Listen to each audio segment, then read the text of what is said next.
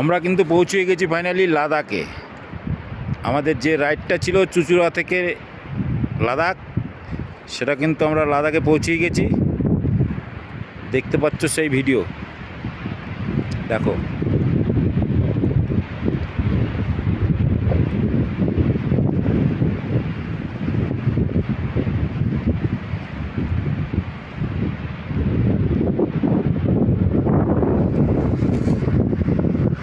নদীটা দেখেছো,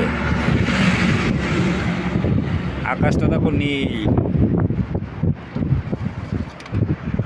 চোখ সরানোর জায়গা নেই, চোখ যে সরবে সেই জায়গাটা নেই। দেখতে পাচ্ছ বন্ধুরা, এখন কিন্তু আমি আছি প্যাংগং লেকে।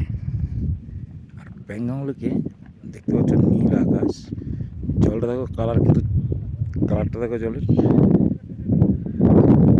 জলের কালারটা দেখো। এখান থেকে প্যাংগং লেক এখান থেকে শুরু, এই দেখো।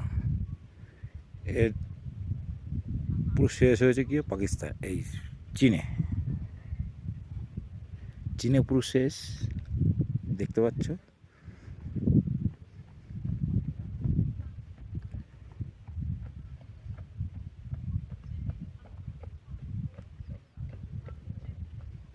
আর আমরা ছিলাম এইরকম রুমে, সূর্যটা দেখো কত সুন্দর লাগছে।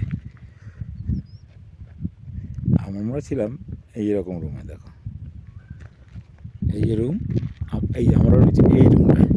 এখানে দেখা যাচ্ছে প্রথম একটা রুম, দ্বিতীয় রুমে আমরা। এই হলো আমাদের গাড়ি। কালকে এত ঠান্ডা লাগছিল, আমরা লাগেজ খুলতে পারিনি, লাগেজ পুরো আমাদের গাড়িতেই রয়ে গেছে।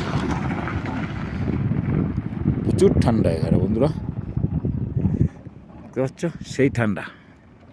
রোদ আছে কিন্তু হাওয়াটা যা দিচ্ছে না, সেই ঠান্ডা। বন্ধুরা দেখতে পাচ্ছ, এখন আমি আছি প্যানগাঁও লেকে।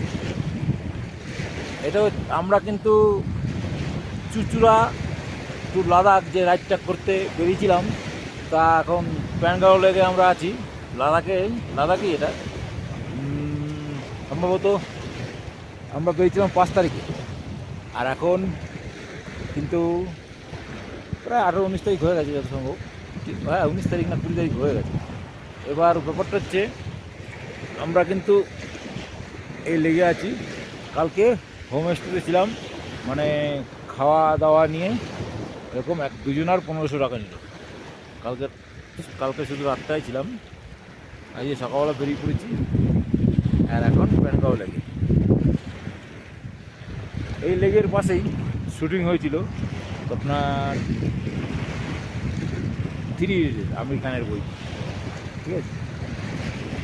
আর এই পাহাড়গুলি দেখতে পাচ্ছ, এই পাহাড়ের পরে কিন্তু আছে চীন। এই লেক বিশাল বড়, বেশিরভাগটাই চলে গেছে চীনের আন্ডারে। আর আমাদের খানিকটা, মানে 4 ভাগের যদি 1 ভাগ আমাদের আছে, আর 3 ভাগ ওদের। লেকটা এমনই লেক, দেখো সেই ভিডিও। আর দেখছো চঞ্চল ফটো তুলছে, ভালো লাগলে বলবে।